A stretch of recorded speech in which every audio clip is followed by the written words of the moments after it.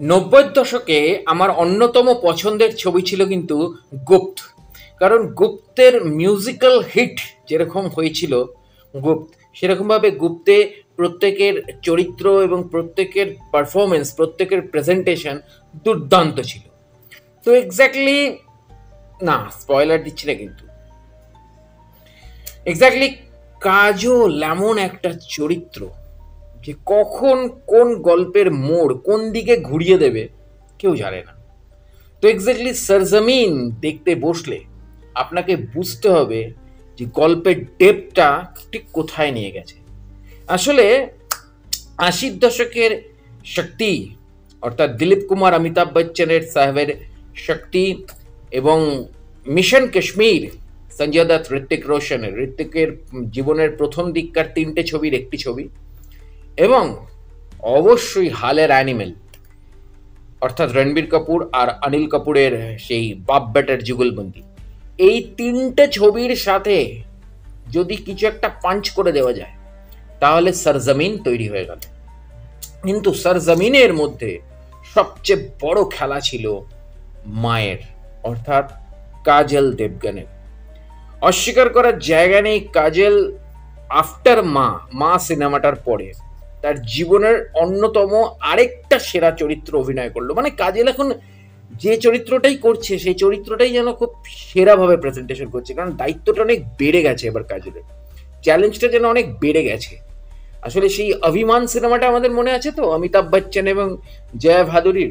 সেই সিনেমাতে বাস্তবিক যেরকম সিকোয়েন্স হয়েছিল যে স্বামী স্ত্রীর মধ্যে একটা ইগো ক্ল্যাশ, স্বামীর এগিয়ে যাওয়া, স্ত্রীর আরো বেটার পারফরমেন্স, সেরকম একটা কোথাও যেন একটা ইগো ক্ল্যাশের একটা একটা জ্বলুনি যেন আমি দেখতে পাচ্ছি কাজলের ভেতর। এবং সেই জায়গা থেকে দাঁড়িয়ে অজয় দেবগন যত ভালো পারফর্ম করছে এবং অজয় দেবগন টাবু যত ভালো পারফর্ম করছে তত ভালো কিন্তু সিঙ্গেল একা মানে কাজল টেনে নিয়ে বেরিয়ে যাচ্ছে। আর it's a very good, very good. কখনো কখনো জানেন তো, মানুষের জ্বলাটা দরকার এবং এই জ্বলুনিটাই তাকে ভালো পারফর্মার করিয়ে দেয়। তো এক্স্যাক্টলি কাজলকে কোনোদিনও এত ভালো আমার অভিনেত্রী হিসেবে লাগেনি। হ্যাঁ, কাজল ইজ এ কিউট হিরোইন আমাদের হার্টথ্রব 90s কিডদের, এবং কাজলের সাথে কখনো আমরা অজয় দেবগন আর শাহরুখ খান ছাড়া অন্য কোনো হিরোকে মেনে নিতে পারি না। আজ মানে এবারও মানে আজকেও যখন আমি সরজমিন দেখছিলাম তখন পৃথ্বীরাজ সুকুমারনকে ঠিক নেওয়া যাচ্ছিল না কাজলের সাথে, কিন্তু পরে মানিয়ে নিয়েছি কারণ সময়টা তো পেরিয়ে গেছে। কিন্তু পৃথ্বীরাজ সুকুমারন, অনেকেই বলছে পৃথ্বীরাজ সুকুমারন নিজে হিন্দি বলেছে, কিন্তু আমার কোথাও মনে হচ্ছে না পৃথ্বীরাজ সুকুমারন নিজে হিন্দি বলেছে। কারণ পৃথ্বীরাজ সুকুমারন এত ভালো হিন্দি বলার মতন জায়গায় এখনো আসেনি। আমার মনে হচ্ছে এটা ডাবিং এবং সাউন্ড কোয়ালিটি দেখলেও বোঝা যাচ্ছে যে কোনটা পৃথ্বীরাজ সুকুমারনের ডাবিং। তো এক্স্যাক্টলি, কিন্তু ভাই ছবির সবচেয়ে বড় প্রাপ্তি হচ্ছে জুনিয়র সাইফ আলী খান। এক্স্যাক্টলি, আমি এই নামের বাইরে ইব্রাহিম আলী খানকে আর কোনো নামে ডাকতে পারছি না। সত্যি junior Saif Ali Khan, junior Saif Ali Khan, junior Saif Ali Khan বা সাইফ আলী খান জুনিয়র দুর্ধর্ষ পারফরমেন্স করেছে, ভাবা যায় না। মানে সব থেকে বড় জিনিস হচ্ছে চরিত্রটার ব্যালেন্স, ব্যালেন্সটাকে ধরে রাখতে রাখতে নিয়ে গেছে। ও একদিকে যেমন দুর্বল, উইক, ওর বাবা ওকে চিরকাল ছোট করে এসছে, তার সাথে সাথে ওর বাবার উপর রাগ, এই যে দুটোর এক্সপ্রেশনের যে ব্যালেন্সিং অ্যাক্টিং পারফরমেন্সটা, এটা ওর নিজের বাপ, বাস্তবের বাপও ওর বয়সে করতে পারেনি কোনোদিনও। হ্যাঁ, অনেক পরে এসে করেছে, ল্যাংড়া ত্যাগী থেকে শুরু হয়েছে সাইফ আলী খানের পুনর্জন্ম। তো তারপরে সাইফ আলী খান তো একটা ব্র্যান্ড, কিন্তু ইব্রাহিম আলী খান এত ভালো পারফেক্ট প্রেজেন্ট করেছে চরিত্রটাকে, মানে এত সুন্দর ব্যালেন্সে নিয়ে গেছে, ভাবা যায় না, ভাবা যায় না। মানে একটা নেপো কিডসের কাছ থেকে ভাবা যায় না এই বয়সে। ভিকি কৌশলের কথা বাদ দিন, ভিকি কৌশল, রণবীর কাপুর এখন সুপারস্টার লেভেলে চলে গেছে, তারা নেপো কিডস নেই, তাদের বরঞ্চ ফ্যামিলির নামই এখন তাদের নামে হয়ে গেছে। কিন্তু ইব্রাহিম আলী খানের সাথে তো তার বাবার নামটা এখনো জড়িয়ে রয়েছে, তো সেখানে দাঁড়িয়ে কোথাও ইব্রাহিম আলী খান কিন্তু এখানে চেকমেট দিয়ে দিয়েছে বাবাকে এবং পাটাউডি ফ্যামিলিকে।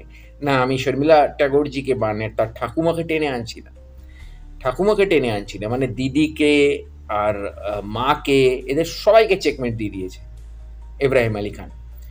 তো এক্স্যাক্টলি সেই জায়গা থেকে দাঁড়িয়ে ছবিটা একবার দেখুন, ছবিটা দেখাটা দরকার। ছবির মধ্যে দেশাত্মবোধকতাটাকে অন্য লেভেলে নিয়ে গেছে। বস্তা পচা পাকিস্তানের সাথে ইন্ডিয়ার কচকচানি নেই, যেটি যেটি আমাদের বাংলাদেশের বন্ধুবান্ধবরা বা বাংলাদেশের ক্রিটিকরা খুব করে খিল্লি করে যে ইন্ডিয়া খালি পাকিস্তানকে টেনে আনে, পাকিস্তানকে না, আমরা ভাই পাকিস্তানকে টেনে আনি। এবার আমাদের স্পেশাল অফিসার চায়নাকে টেনে এনেছে, পাকিস্তান আসেইনি। মানে আমরা পাকিস্তানকে টেনে আনতে এখন ঘেন্না পাই, খুব একটা পছন্দ করি না আমরা পাকিস্তান, কেন পাকিস্তান আমাদের থেকে লো ক্যাটাগরিতে চলে গেছে, একদম বিলো ক্যাটাগরিতে চলে গেছে। আমরা তো সমানে সমানে চলি, তা পাকিস্তান আমাদের থেকে এখন বিলো ক্যাটাগরিতে চলে গেছে।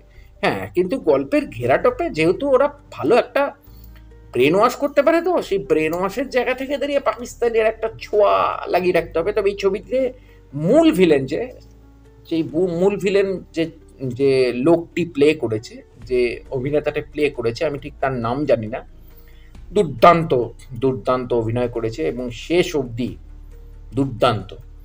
এবং কাজল কোথাও মর্দানি রানীকে কোথাও চ্যালেঞ্জ করলো এখানে অ্যাকশন, একটা প্যাক্ট অ্যাক্টিং করে অ্যাকশন, দুর্ধর্ষ অ্যাকশন করেছে কাজলের কাছ থেকে। এই লেভেলের অ্যাকশন এই বয়সে কাজলের কাছ থেকে এই লেভেলের অ্যাকশন ভাবা যাচ্ছে না। কারণ আমরা 90s কিড, তো বারবার বলছি, আমাদের কাছে কাজল একটা আলাদা অনুভূতি।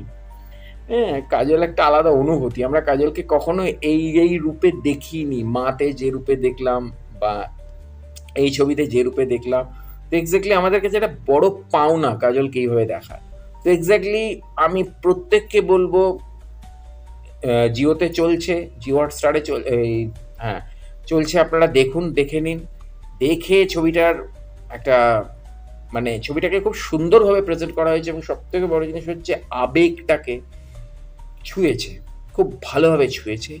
এবং তার সাথে সাথে দেশাত্মবোধক এবং একটা গোটা পরিবার কি করে একটা দেশের জন্য কীভাবে জড়িয়ে যেতে পারে এবং টেরোরিজম বা মৌলবাদের ঊর্ধ্বেও ভালোবাসার পরিবার কোথায় যায়। কাজলের চরিত্র, ইব্রাহিম আলী খানের চরিত্র এবং পৃথ্বীরাজ সুকুমারের চরিত্র চিৎকার করে যেন বলে যাবে এই ছবিটা জুড়ে। হ্যাঁ, ছবিটা কিন্তু স্লো, কিন্তু খুব ফাস্ট, স্লো বাট স্টেডি। দেখে নিন। অবশ্যই জুড়ে থাকুন আমার চ্যানেল এবং পেজের সাথে। দেখা হচ্ছে পরের ভিডিওতে। নমস্কার।